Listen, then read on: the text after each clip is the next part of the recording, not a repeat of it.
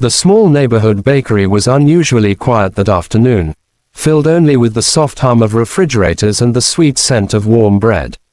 A few customers waited in line, checking their phones or glancing impatiently at their watches.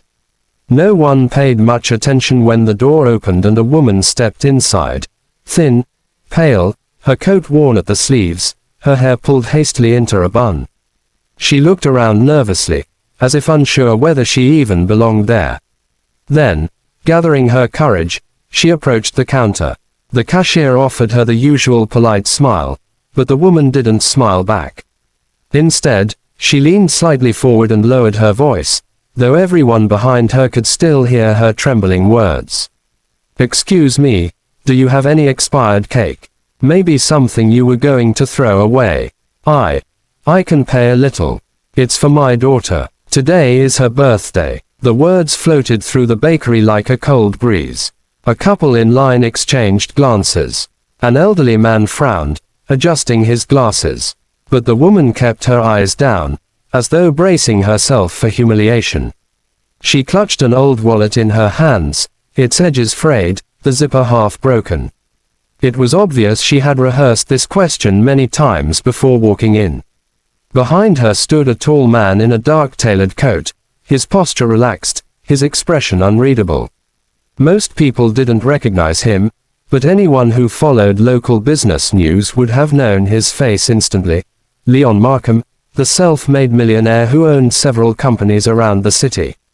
He had stopped by the bakery simply because he was passing through, never expecting to overhear something that would unsettle him in a way no business crisis ever had. The cashier hesitated, clearly embarrassed for the woman. We don't usually sell expired items," she said gently. "But maybe I can check." The woman shook her head quickly. "Please, anything, even the smallest piece. My little girl doesn't ask for much.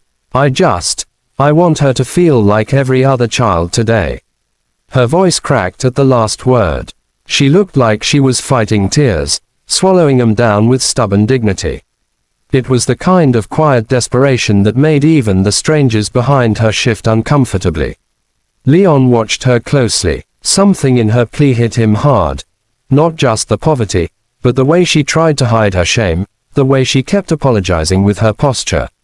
He had grown up with a mother who once stood in similar lines, asking similar questions.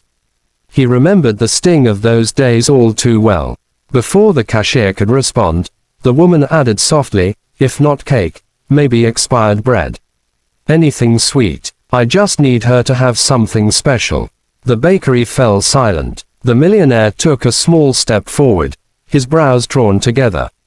That single moment, her quiet plea, her shaking hands, was about to change everything that followed.